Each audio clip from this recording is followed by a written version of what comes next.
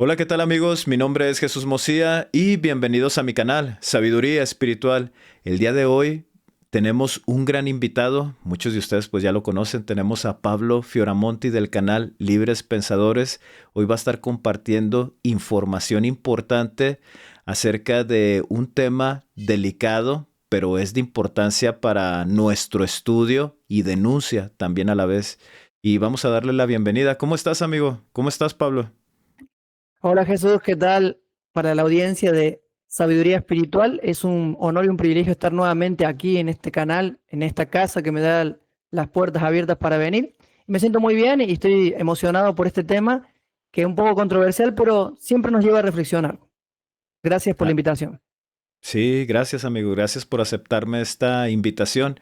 Y para ir introduciéndonos en el tema que quiero desarrollar, amigo, que es por el motivo que te invité, tiene que ver con un caso muy famoso que sucedió en el año 2000, entre el 2000 y 2006. Bueno, la mayoría de los que somos mexicanos recordamos este programa que se llamaba La Mano Peluda. Era un programa de radio en el cual se contaban experiencias paranormales y hubo una llamada telefónica. Ahí nada más para ir completando la información, el locutor que atendía este programa se llamaba Juan Ramón Sáenz. Él ya falleció. Juan Ramón Sáenz, ese es su nombre. Y él en este año del 2000, 2001, no, perdón, del 2000 al 2007, él contesta una llamada telefónica de un joven, ahorita no recuerdo bien el nombre, lo vamos a escuchar. Ya recordé, amigo, se llama Josué.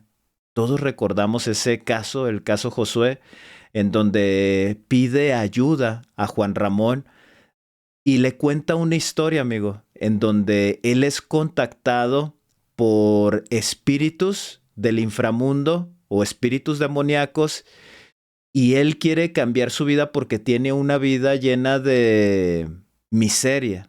Aparentemente él empieza a tener una introspección y él piensa que pues él es pobre y él quiere cambiar su vida.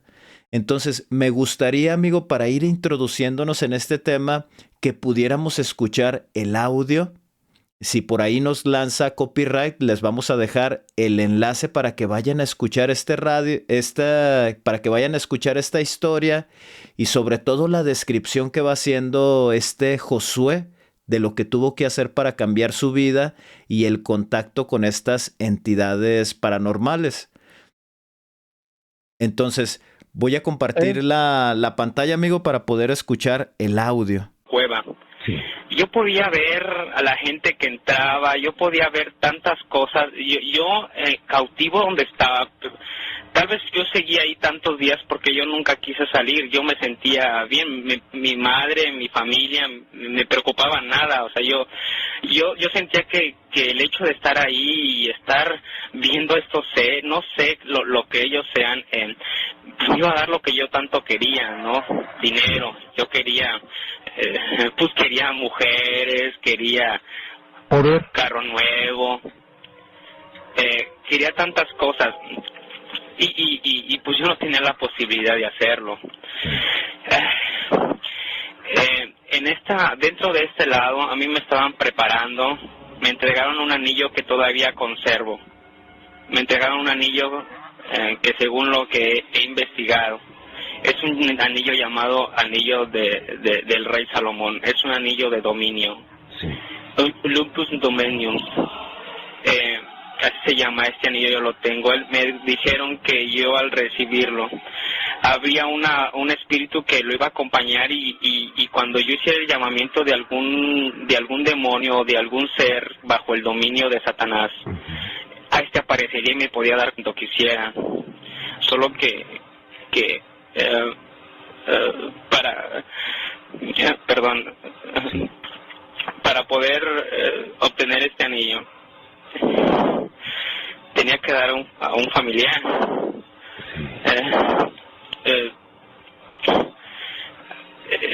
Yo no sé si tontamente o cómo actué. Dije, mi madre, pues no la quiero mucho.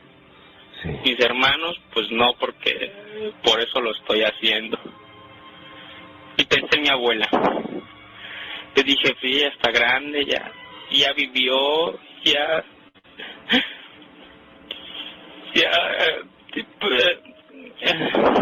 perdón. Entonces me indicaron cómo tenía yo que hacer todo eso. Y a mi abuela bueno, no debo decirlo así. Me duele porque el arrepentimiento me ha llegado, pero no puedo salirme de aquí porque sé que todo lo que he logrado hasta este momento, al momento de no sé, de romper el enlace que tengo con esos seres a los que ya no he visto, con los que ya no he visto físicamente, lo perdería. A mi abuela recuerdo que la dormí con formol y repitiendo las oraciones y todo eso, bueno, hice lo que tuve que hacer. Sí.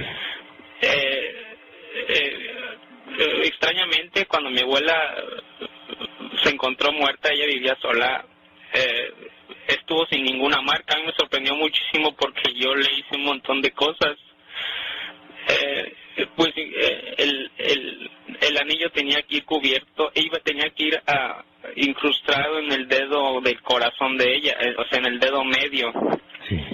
En el dedo medio de la mano izquierda de esta persona, y ella se encontró intacta, ¿no? Fíjese usted, señor, que después de esto ellos dijeron que ahí terminaba lo que ellos tenían que hacer, que mis plegarias habían sido escuchadas y que el pliego petitorio que yo había hecholes saber me sería cumplido. A mí me alarmaba mucho porque pues no habíamos quedado en nada, o sea, yo me imaginaba, no sé, un trato así de decir, ok, tú me das esto, yo te doy esto, no así de sencillo. Claro. Tal vez supongo que se pagó con el alma de mi abuela, pero bueno, en fin, posteriormente a esto vinieron muchos más seres, muchas personas a las que veía y que me estuvieron atormentando. Venían, se burlaban de mí, queriéndome decir por qué hiciste eso, por qué lo hiciste. Espíritus a los que yo veía así, señor, se los juro, de verdad que no estoy mintiendo, en forma física, con los que no los escuchaba en forma de sonido, ¿no? Pero yo lo escuchaba en mi mente, pero yo los veía. Yo no quedé conforme con lo que estaba obteniendo. Sí les debo decir, empecé mi mente como que se empezó a abrir. Actualmente soy analista bacteriólogo parasitólogo. Yo siempre quise ser eso. Muy bien, amigo. Fíjate, en este relato, posteriormente, ahí mientras está hablando por teléfono, en el caso de las personas que nos ven de México, como te digo, el caso fue muy sonado. Es posesionado ahí, se le aparece un personaje, lo describe, le amenaza con que lo va a matar. Y fue un caso fuerte, o sea, fue muy, ¿cómo se pudiera decir? Polémico. En esa época pues no había redes sociales, pero fue viral, o sea, fue muy, muy, muy viral el caso, Josué. Y con esto, amigo, me gustaría poder introducirnos ahora sí con las preguntas y con el tema. Obviamente lo que acabamos de escuchar tiene que ver con un ritual, si es que realmente fue verdad, si es que realmente fue cierto. Lo que acabamos de escuchar fue un ritual, pudiéramos mencionarlo, satánico. Estamos utilizando estas palabras para que la gente vaya entendiendo el tema que nosotros queremos tocar o tratar. Al final, me gustaría que me dieras tu opinión de ese caso, si tú crees que es verdad o no crees que sea verdad. Igual y ya haciendo el cierre, por ahí comentamos cuál sería nuestra opinión de este caso, pero hay algo que nosotros debemos de observar. Y conforme te vaya haciendo las preguntas, vamos a ir enlazando esa reflexión que nosotros debemos de tener. Amigo, obviamente la palabra que vamos a llevar o que vamos a analizar tiene que ver con el sacrificio o con el derramamiento de sangre.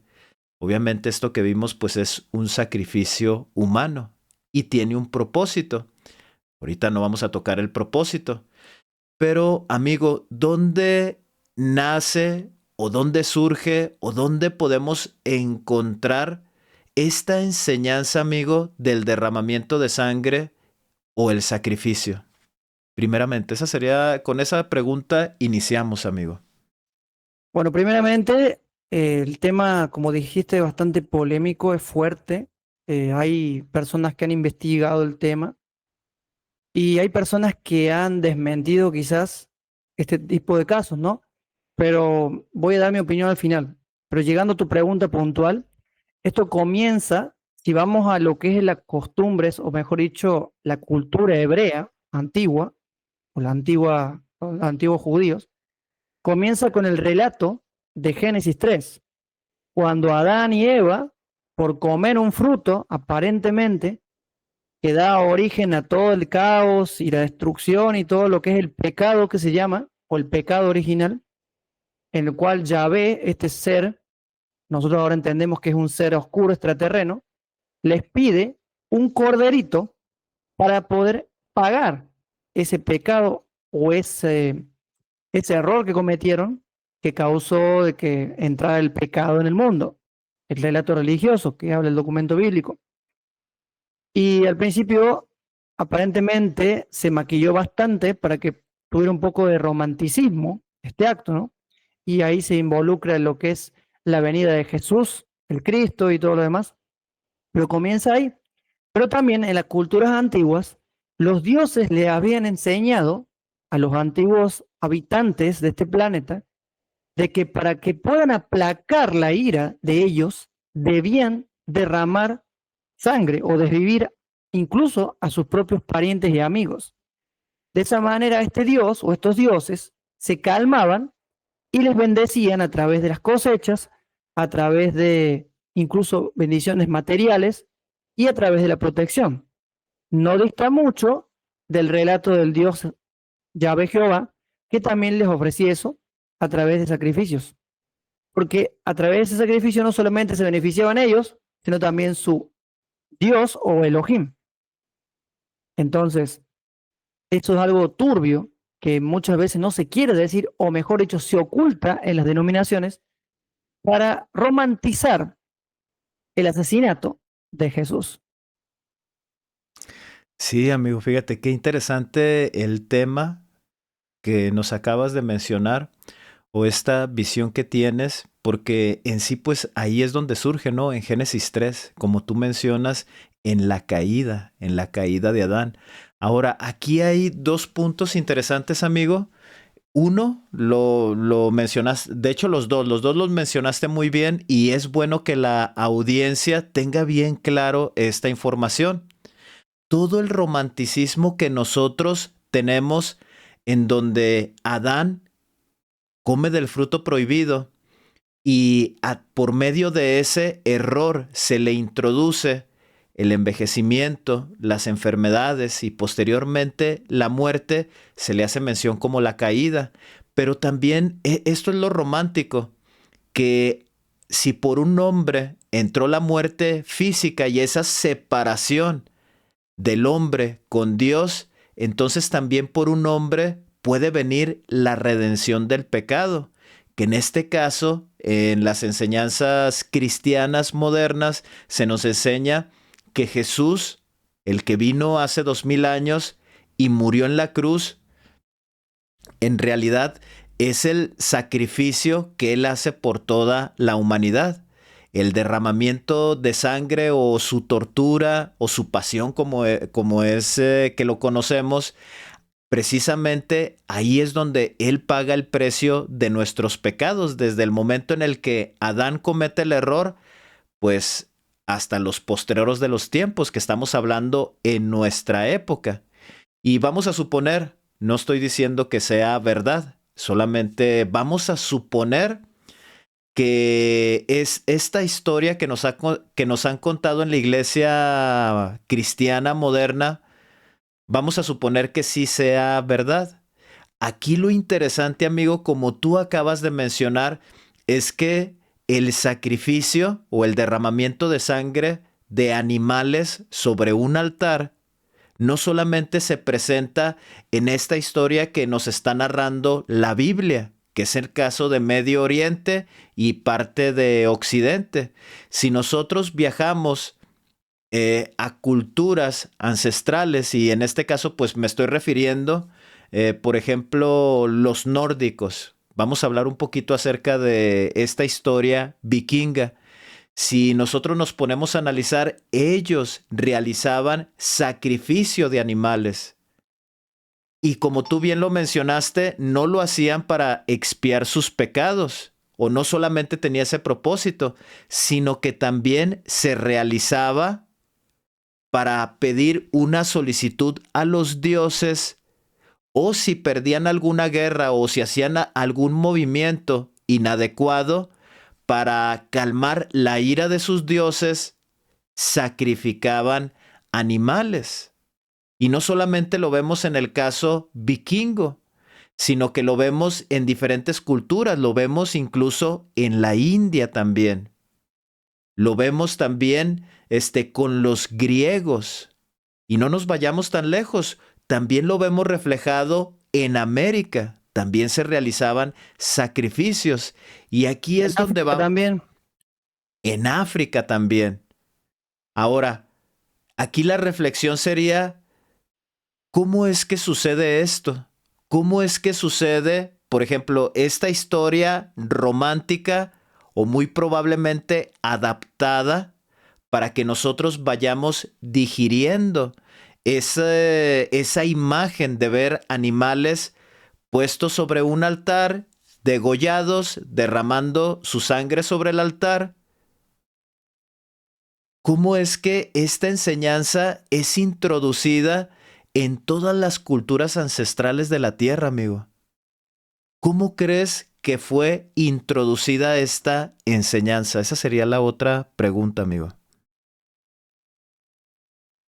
Muy bien. El tema de la enseñanza a través de lo que es el derramamiento de sangre viene de los Elohim, o mejor dicho, los dioses impostores, directamente de ellos. Cuando vinieron a invadir aquí la tierra, utilizaron esto de la manera para controlar, primeramente, dominar la mente de los humanos que estaban en esas comunidades humanas inocentes que vivían allí, que aún no habían pasado su evolución para poder tener un raciocinio y darse cuenta que estos seres eran malos, que eran despiadados y que habían hecho desastres.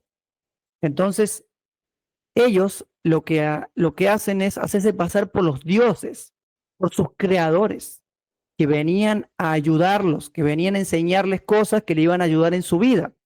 Entonces, una de esas cosas fue el tema de los sacrificios, pero para poder aplacar su ira cuando se enojen con ellos, pero también lo utilizaron para poder alimentarse y para poder prolongar su longevidad. Atento a eso, porque estos dioses no son eternos, tienen una capacidad, o mejor dicho, tienen limitada su vida, pero más que nosotros, obviamente, lamentablemente en eso, pero ellos utilizan algo de los seres humanos que les sirve para prolongar su existencia en este planeta.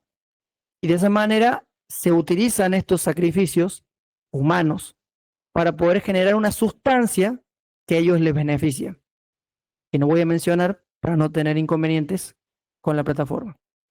Y de esa manera ellos pudieron darles sus sacrificios y luego crean un trabajo, si se podría decir, en las distintas comunidades o mejor dicho, civilizaciones, distintas culturas, de los sacerdotes, o lo que son los intermediarios entre la deidad y los humanos. Y de esa manera ofician lo que es el culto. Y el culto, nada más ni nada menos, era manipulación hacia las personas, hacia los humanos, para generar el alimento de estas entidades. Dicho sea de paso. Interesante, amigo. Interesante. Fíjate, y tienes mucha razón. Esta enseñanza viene de estos falsos dioses, de los Elohim. Ahora, ¿dónde podemos verlo? Lo vemos de una manera muy corta en el libro de Génesis, en el capítulo 6.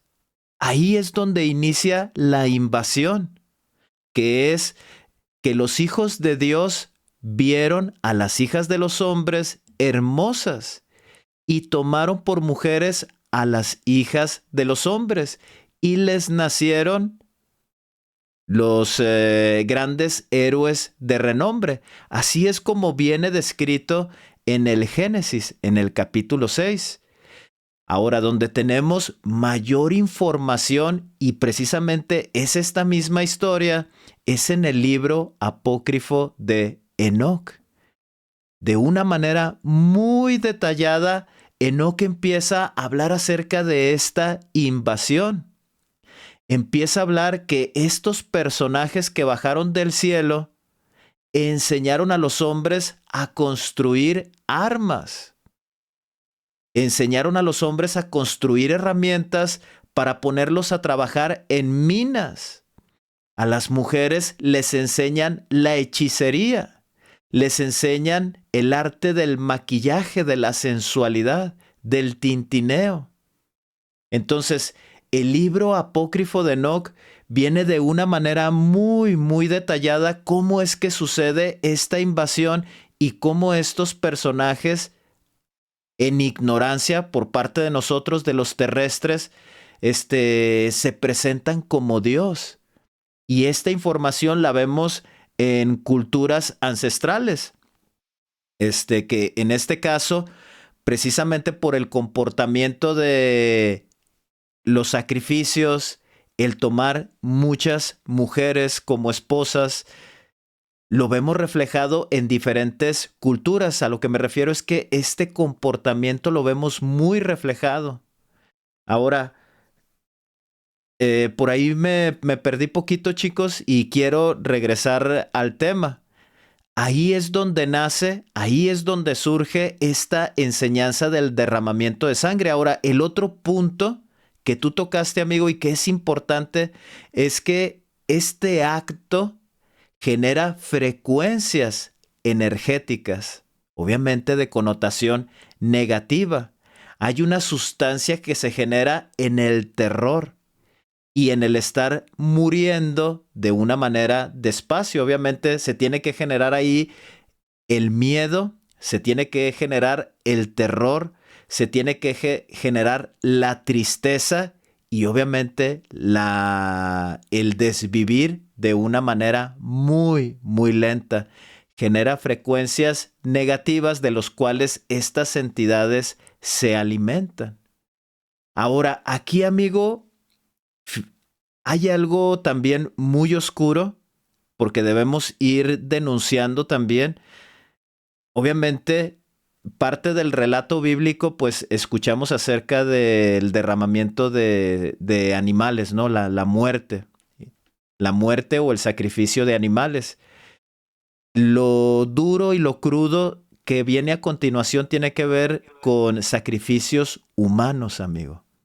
La pregunta es, ¿en la Biblia se ve el caso de sacrificios humanos también, ya sea para la remisión de pecados o ya sea para satisfacer, por ejemplo, la ira de Jehová para que no esté molesto o para pedir alguna petición importante?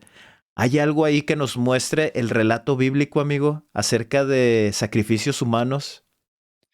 Bueno, primeramente, el más conocido que se menciona es en Jueces, en la historia de Jefté y su hija. que en realidad no fue dedicada al Señor, como se dice en las iglesias, por eso no iba a conocer varón, sino que él le había prometido a esta entidad, a este ser, de que si le ayudaba en la batalla contra otro pueblo y ganaba, él al regresar de la batalla le ofrecería a la primera persona en sacrificio que lo recibiera. Y lamentablemente fue su hija. Y su hija estaba al tanto de esa enseñanza con respecto a los sacrificios que pedía Yahvé Jehová.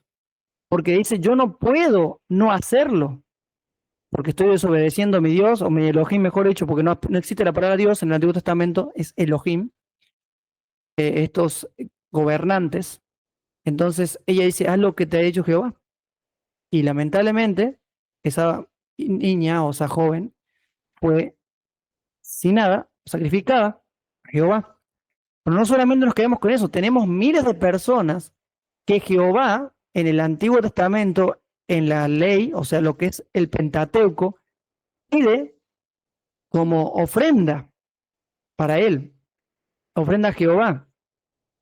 Y esa ofrenda es derramamiento de sangre de las batallas que tiene el pueblo de Israel con otras personas, y de esa manera también hay sacrificios humanos, a través de la guerra. A través de la guerra también hay sacrificios humanos. Y eso es lo que se justifica en las iglesias. Por esa razón es que dicen, no, pero eran las batallas del Señor, las batallas de Israel. No, no, no, no. El Yahvé pedía derramamiento de sangre por el alimento y también porque le gustaba ver eso. La baja vibración lo alimentaba también. Eso es algo muy, muy cierto y muy crudo. Y por eso hay distintos versículos que van a encontrar en el Antiguo Testamento que son terroríficos y que lamentablemente en muchas denominaciones, o por lo menos la que yo salí, se le enseña a los niños. Y es algo terrible, porque la ignorancia de esos padres, no saber que le están enseñando tragedias y cosas como si abominables.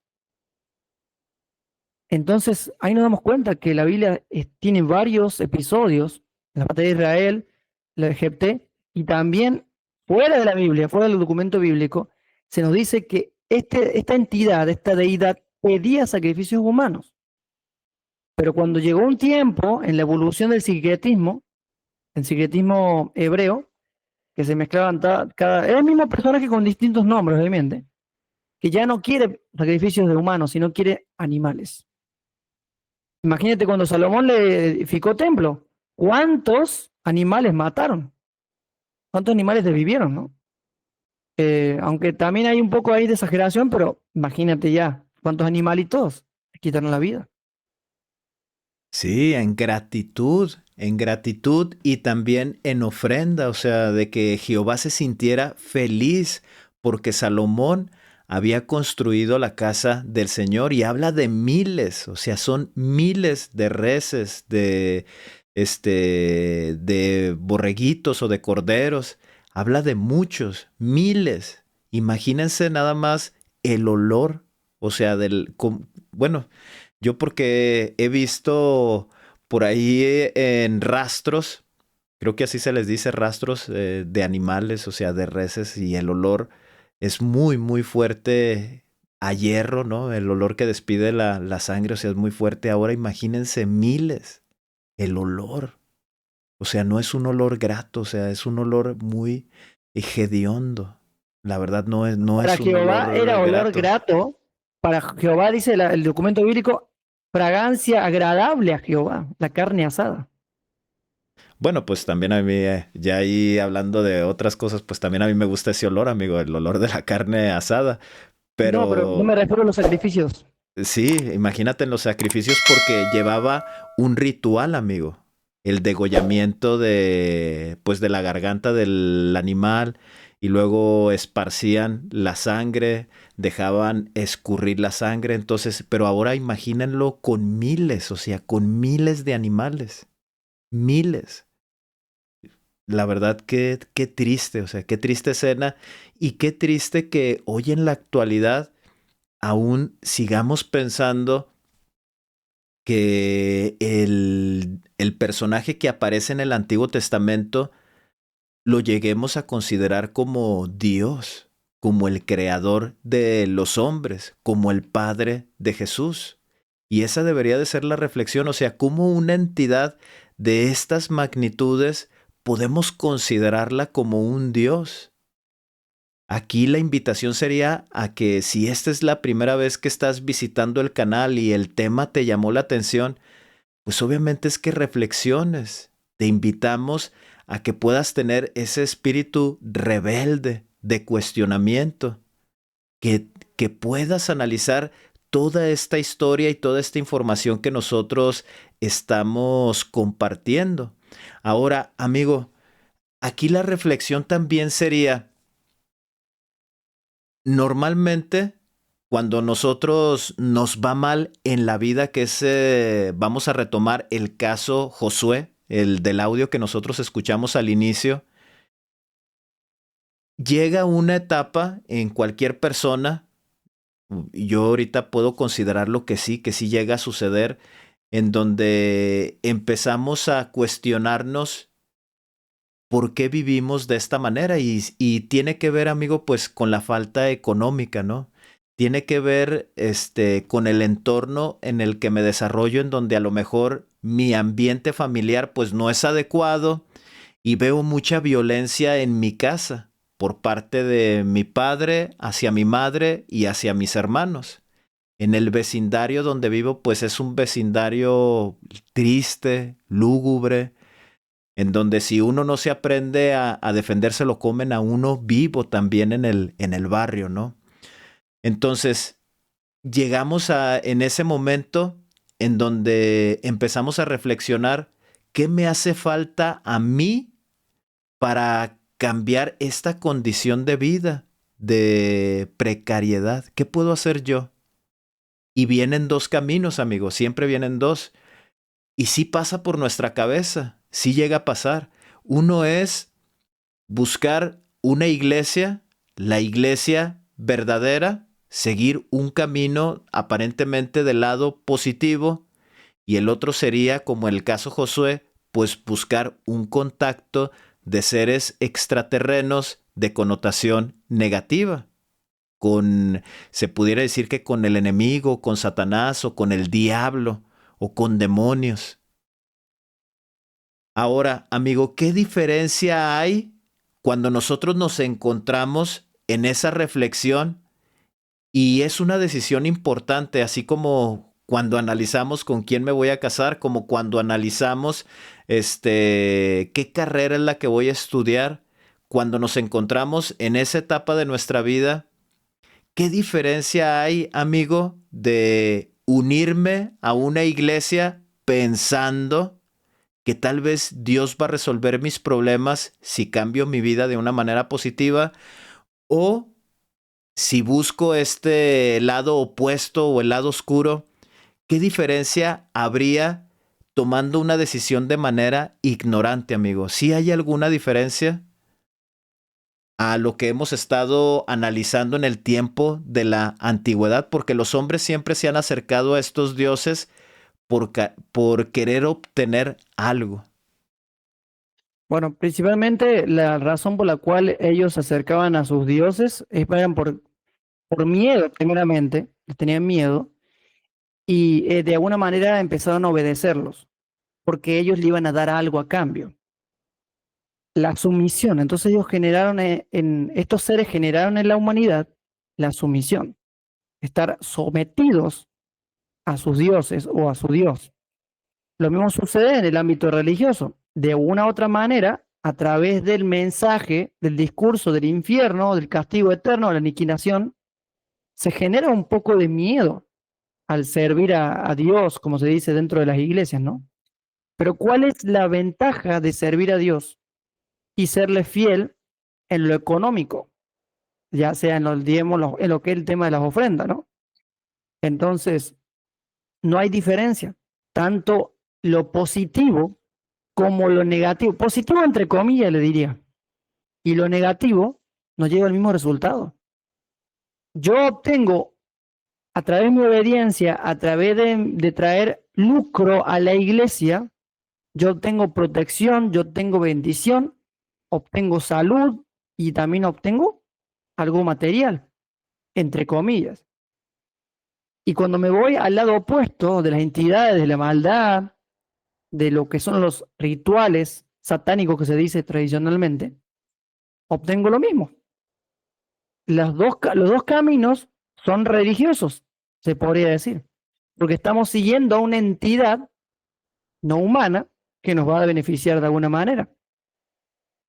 Y después romantizan que trae los diezmos al alfolí y todo lo demás, el Dios de las bendiciones y las maldiciones, que le recomiendo a la persona que está buscando, que está en este camino de búsqueda, que lea a una sola vez, aunque sea, no lea mucho, Deuteronomio 28, y va a ver qué características tiene este Yahvé, Jehová, cuando Él da sus bendiciones y sus maldiciones al obediente y al desobediente. Por esa razón es que buscan la obediencia a sus leyes, a sus estatutos y todo lo demás, porque ellos solamente quieren tener sometido a la humanidad, porque solamente les sirven de utilidad a través de la baja vibración, a través de su energía, de las entidades del astral, que son también sus colegas, y de esa manera también nos damos cuenta que es terrorífico, porque si las personas, como lo dijo una vez en un video, si las personas cristianas o religiosas se dieran cuenta la entidad que están adorando, saldrían corriendo de sus iglesias y no volverían más, si los pudieran ver. Así que no hay diferencia, amigo, lamentablemente no hay diferencia. Sí, y es que la decisión, como mencionaba, ahí como pequeña pista, pues es la ignorancia, ¿no?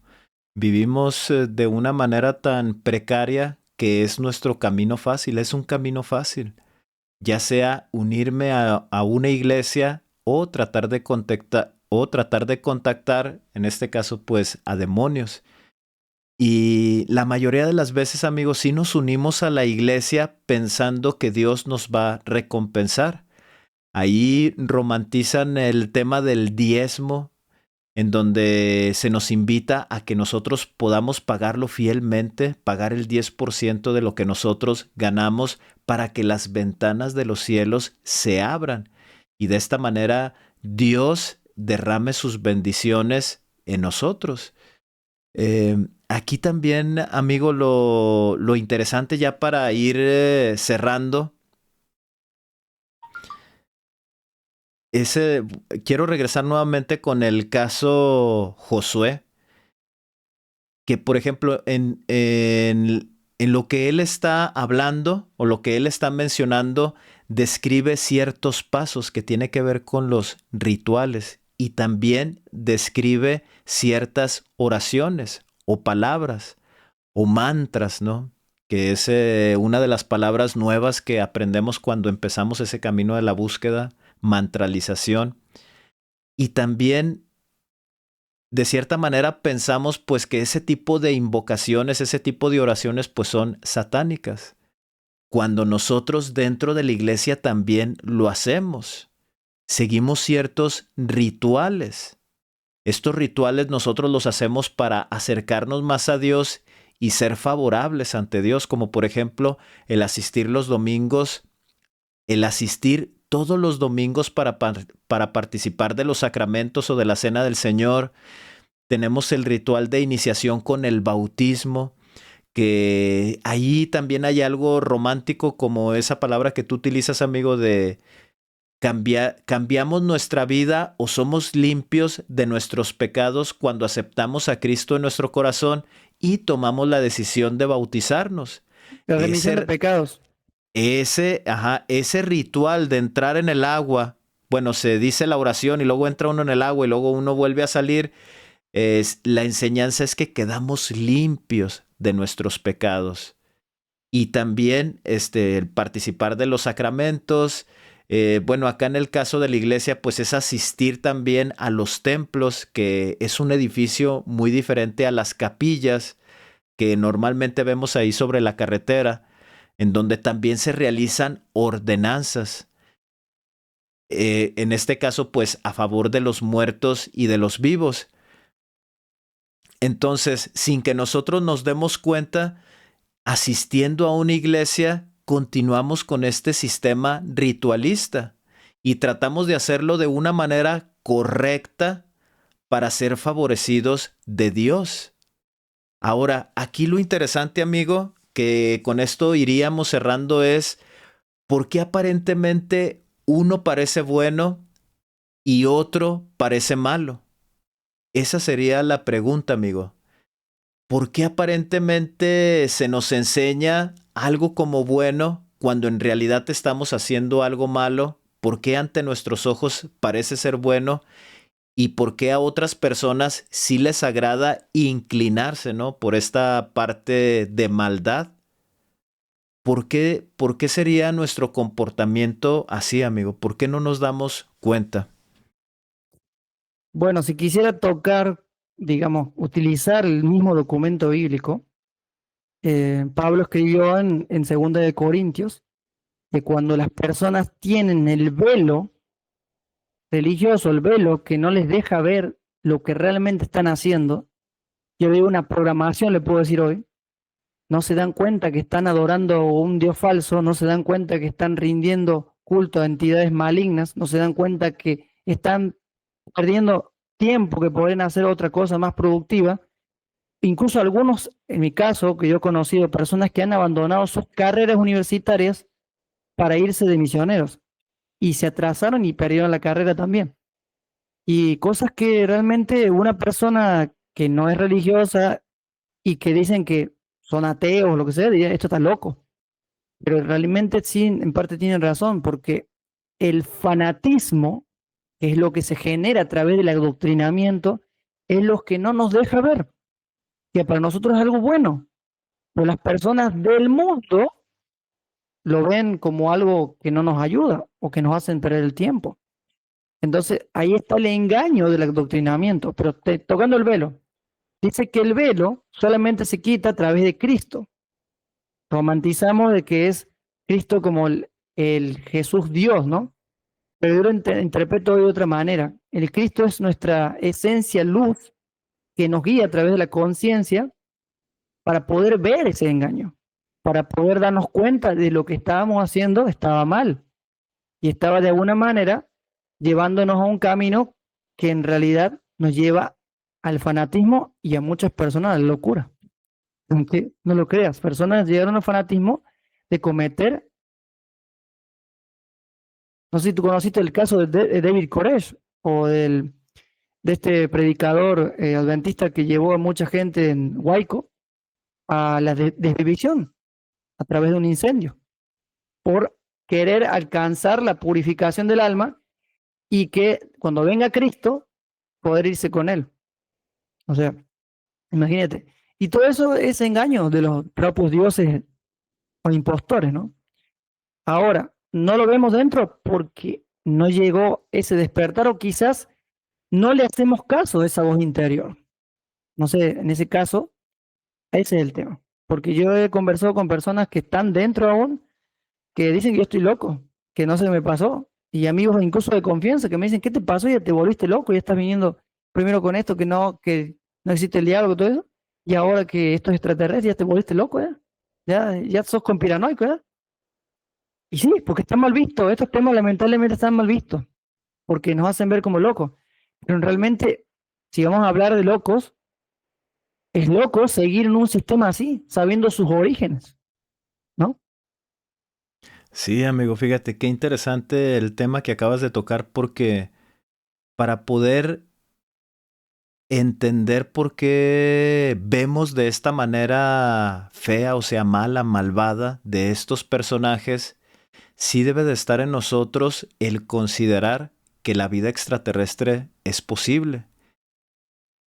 Si nosotros, si hay algo dentro de nosotros que nos ha hecho analizar, pensar que muy probablemente hay vida fuera de este planeta y que no somos los únicos, entonces ahí es cuando empieza a encajar toda la información que tratamos de compartir pues en diferentes canales, como en el caso tuyo de Libres Pensadores, en mi caso y en muchos otros.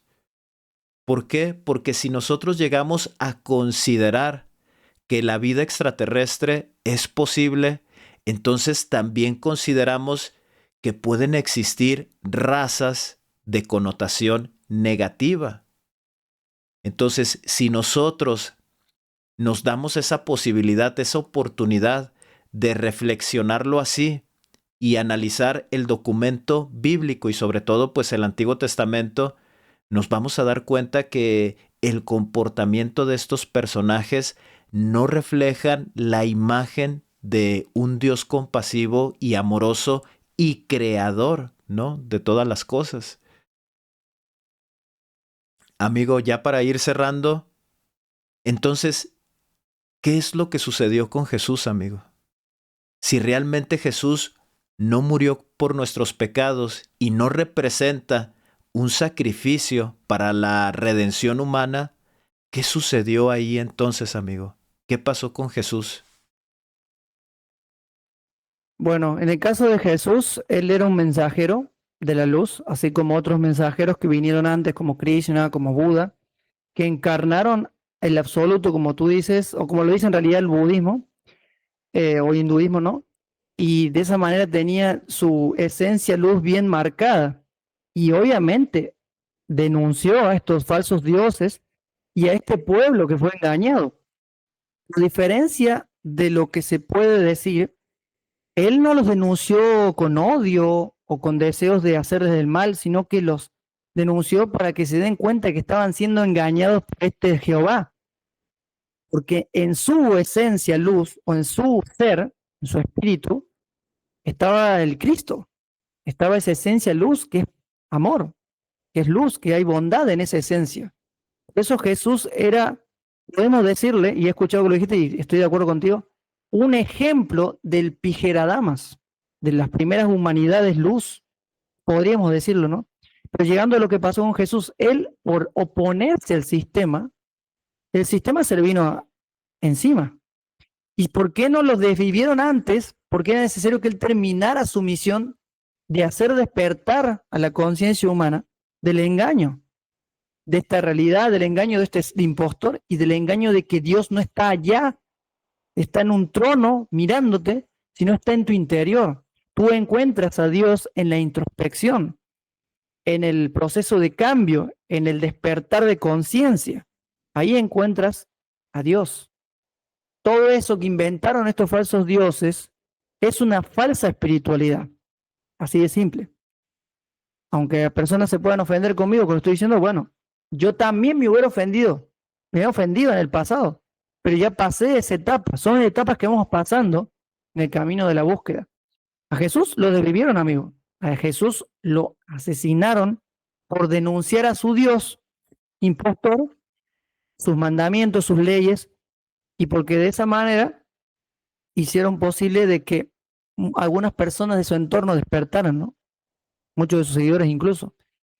Y también de esa manera, si llegamos al plano de lo que es el derramamiento de sangre, llevándolo a algo simbólico, si podemos ponerle simbolismo, nos hace dar cuenta del camino de la búsqueda que nos lleva también a morir al yo, en el sentido de morir a esa persona que estaba programada y renacer en una nueva creación, pero no a través del bautismo, sino a través de la conciencia.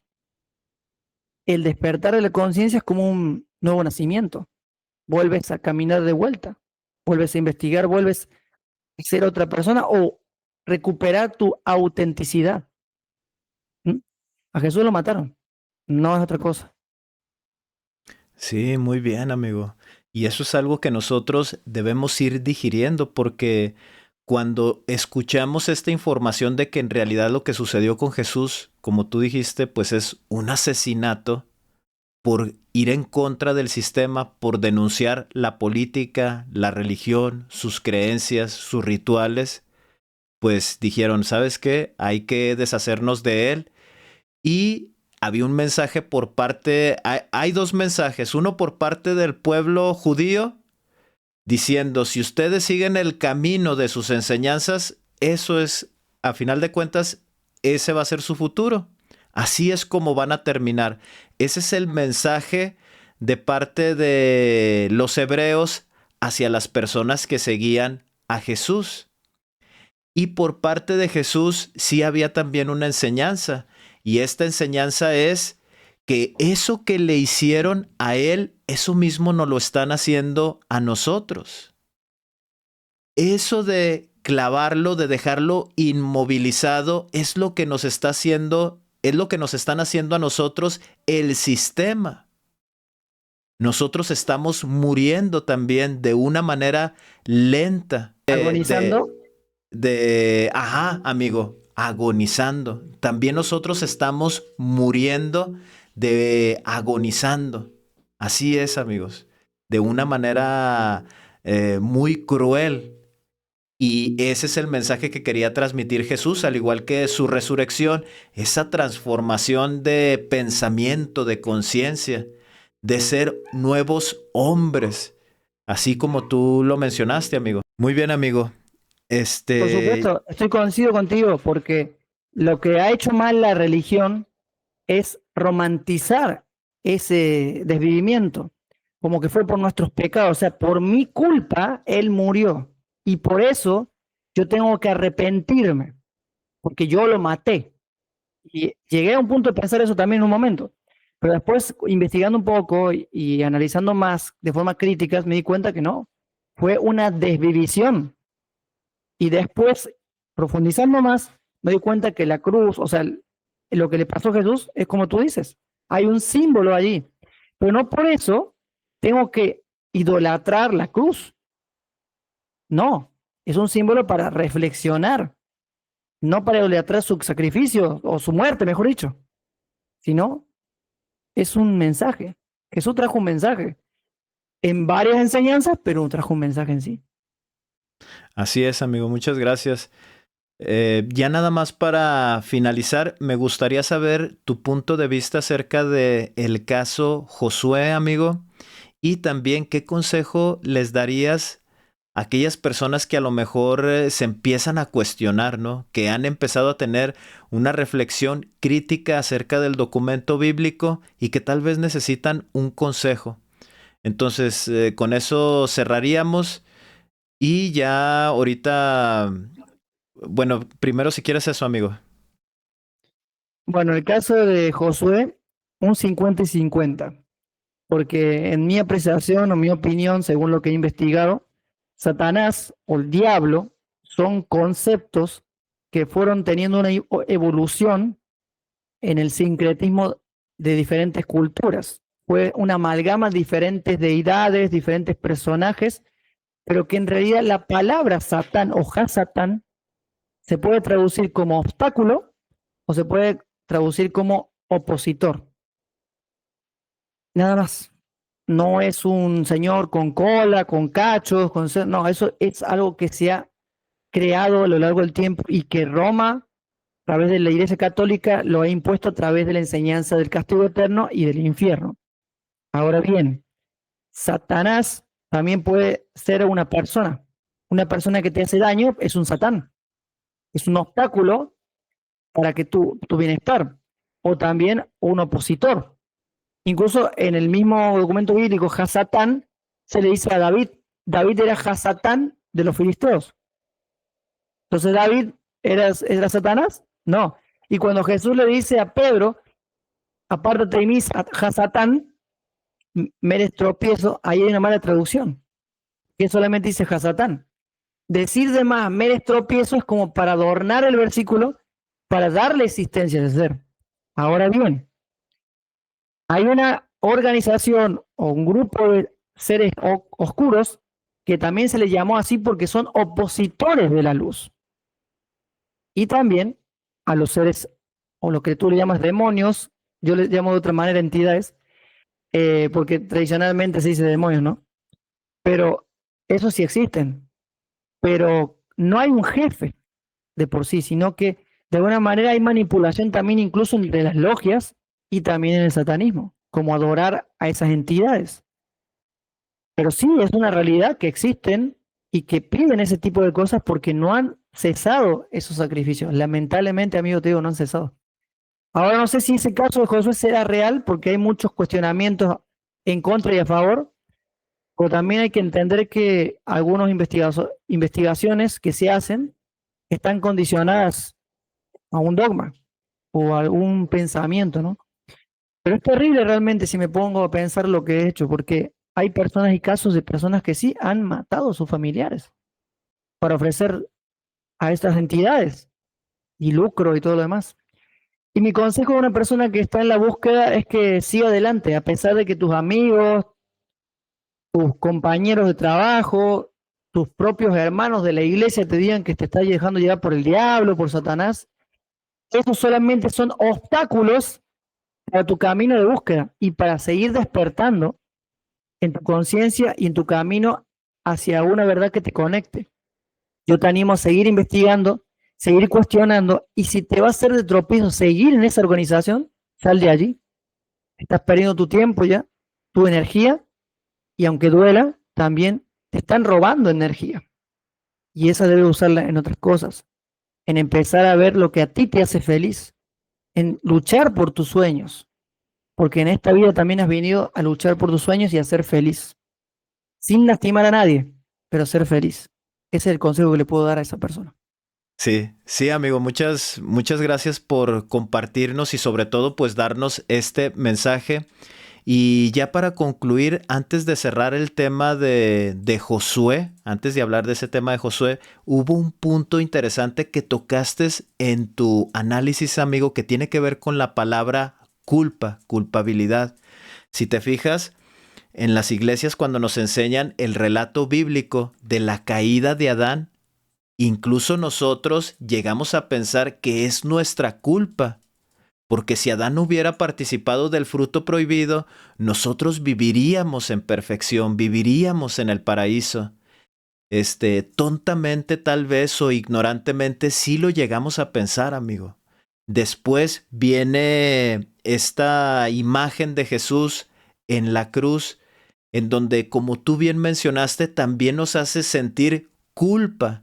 Incluso, yo te lo cuento, amigo, en la iglesia a mí me llegaban a decir, cuando asistíamos a alguna actividad de jóvenes o era alguna charla así muy profunda con el líder, a solas con él, o sea, varios jóvenes, él dando la enseñanza, nos decía, cuando ustedes se portan mal y no se arrepienten, es como si ustedes agarraran un martillo y empezaran a martillarle a él mismo en los clavos. Y esa reflexión o esa enseñanza te hace sentir culpabilidad, amigo. Y ese punto que tú tocaste es importante porque mientras nos encontramos dentro de la iglesia, vivimos de esta manera y eso es algo que nosotros debemos de despojarnos. Debemos entender que primeramente lo que pasó en el jardín del Edén no sucedió tal cual como está en el Génesis, es pura simbología. Y en el caso de Jesús es que Él no vino a morir por nuestros pecados o por nuestras faltas. El cambio o la enseñanza de Jesús es que nosotros realicemos un cambio personal interno. No porque vaya a ir a un cielo, no porque me vaya a ir al infierno, sino porque yo me doy cuenta que es necesario tener un cambio nuevo, positivo, en donde pueda ayudar a las personas que me rodean. Simplemente por entender que puedo ser un buen ser humano, nada más por ese simple hecho. No hay nada profundo en querer cambiar nuestra vida para poder recibir algo a cambio. Y en el caso de Josué, hay mucha discrepancia en su historia. ¿Cómo puede ser posible que esta información que se transmitió en la radio, las autoridades, si estamos hablando de la policía, o sea, cómo no fueron con el locutor, con este Juan Ramón? ¿Por qué no le preguntaron el domicilio del joven en ese tiempo, ¿no? Que era un joven. Entonces, hay mucha discrepancia ahí en el caso Josué, que da las pautas o las, ¿cómo se pudiera decir? Como chispazos ahí de que no es verdad en realidad esta historia, sino que fue formada para poder ser viral en esa época. En esa época no existían las redes sociales, pero teníamos la televisión y teníamos la radio. Se viralizó en México. Ese caso cumplió su objetivo, ser viral y que todos escucharan en esa radiodifusora, pues La Mano Peluda, así era como se llamaba el programa. Entonces yo no creo que haya sido verdad y pues con eso cerraríamos, amigo. Y amigos, quiero invitarles a que puedan seguir a nuestro amigo Pablo en su canal. El canal lleva el nombre de Libres Pensadores. Somos canales hermanos en el cual tratamos de compartir información que ayude a las personas a reflexionar, que ayude a las personas a abrir su mente, a darse la oportunidad, pues, de entender este tipo de temas donde se tocan temas de seres extraterrenos, donde se cuenta esta historia de estos ángeles caídos que nosotros vemos reflejados ahí en el libro de Génesis o en el Antiguo Testamento. Entonces quiero invitarlos, amigos, para que puedan unirse al canal de Libres Pensadores. Por ahí les voy a dejar unas imágenes de su canal para que puedan reconocerlo y puedan suscribirse y seguirlo. Tiene temas muy interesantes, interpretaciones de la Biblia, aterrizando siempre con los pies en la tierra, y creo yo que esta información puede ser de ayuda o de utilidad en su investigación. Y pues, chicos, esto sería todo de nuestra parte. Si esta es la primera vez que visitas mi canal, te invito a que te suscribas, te invito a que actives la campanita de las notificaciones para que estés al pendiente de cuando yo suba un nuevo video. Te invito también a que puedas compartir esta información con otras personas que tal vez están interesadas en este tipo de temas. Te invito a que me dejes tus comentarios. Dime qué piensas acerca de este tema que desarrollamos aquí con nuestro amigo Pablo Fioramonti. Y pues de nuestra parte, chicos, sería todo. Nos despedimos. Hasta la próxima. Chao, amigos.